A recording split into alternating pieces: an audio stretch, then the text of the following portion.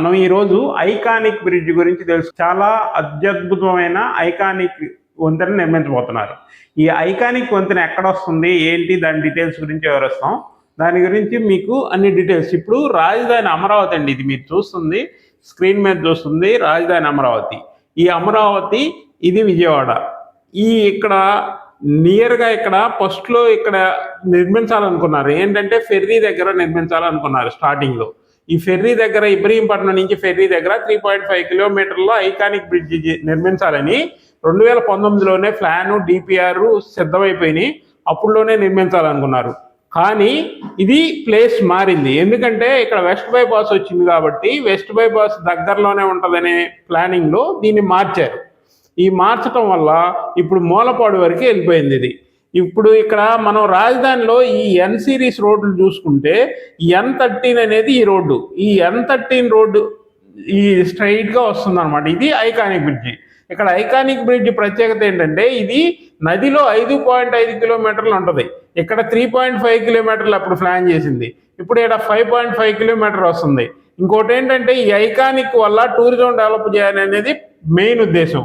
ఇక్కడ tourism develop చేయడానికి ఎక్కువ ఆస్కారం ఎందుకు ఉందంటే ఇది వచ్చేసి నదిలో ఈ ఏరియా మొత్తం లంకల్లాగా ఉంటుంది అనమాట. ఇక్కడ కూడా టూరిజం డెవలప్ చేస్తారు. ఈ కింద వాటరు, ఈ సోర్సెస్ అన్నీ ఉంటాయి.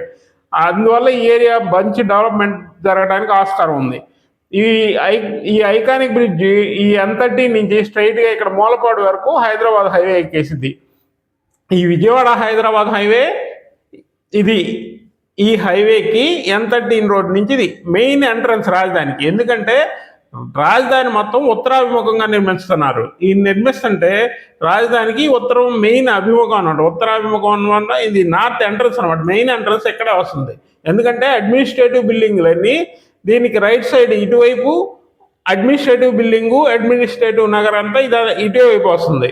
ఇటువైపు క్వాంటమ్ వ్యాలీ వస్తుంది. ఇవన్నీ ఈ ఐకానిక్ బ్రిడ్జ్ సరిగా వస్తున్నాయి. అందువల్ల ఈ ఏరియా అద్భుతంగా డెవలప్ అయిపోతుంది.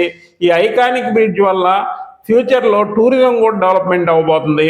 దీన్ని అద్భుతంగా నిర్మించడానికి డిపిఆర్ సిద్ధం చేస్తున్నారు.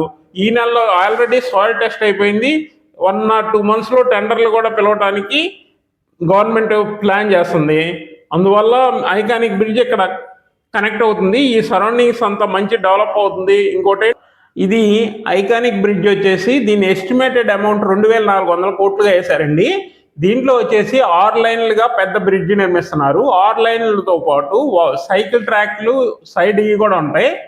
ఇది మెయిన్ ఎందుకంటే ఇటు పక్క వచ్చేసి క్రికెట్ స్టేడియం ఒకటి ఉంది. క్రికెట్ స్టేడియం ఇవన్నీ మూలపాటు దగ్గర ఉండటం వల్ల ఇక్కడ కూడా క్రికెట్ అకాడమీ డెవలప్ చేయాలనేది కూడా ఈ బ్రిడ్జ్ ఎదురుగా జరుగుతుంది. ఈ ఐకానిక్ బ్రిడ్జ్ వల్ల ఈ కనెక్టివిటీతో పాటు ఈ సరౌండింగ్ మొత్తం డెవలప్ అవ్వబోతుంది. ఇటు హైదరాబాద్ హైవే నుంచి రావడానికి కూడా మెయిన్ ఎంట్రన్స్ అవబోతుంది. ఇది రాజధానికి నార్త్ ఎంట్రన్స్, మెయిన్ ఎంట్రన్స్ అవుతుంది. అందువల్ల ఈ ఫ్యూచర్లో ఈ కంచెంచర్ల ఈ సరౌండింగ్ అంతా మంచి డెవలప్మెంట్ జరగబోతుంది. ఎందుకంటే ఇటువైపు అంతా పూలింగ్లో ఉంది, ఇటువైపు అంతా కమర్షియల్ డెవలప్ అవ్వబోతుంది ఫ్యూచర్లో. ఈ సరౌండింగ్లో మీరు ఎక్కడైనా ఇన్వెస్ట్ చేసుకోగలిగితే మీకు ఫ్యూచర్ మంచి ఇది ఉంటుంది. Thank you. Like, share, subscribe my channel.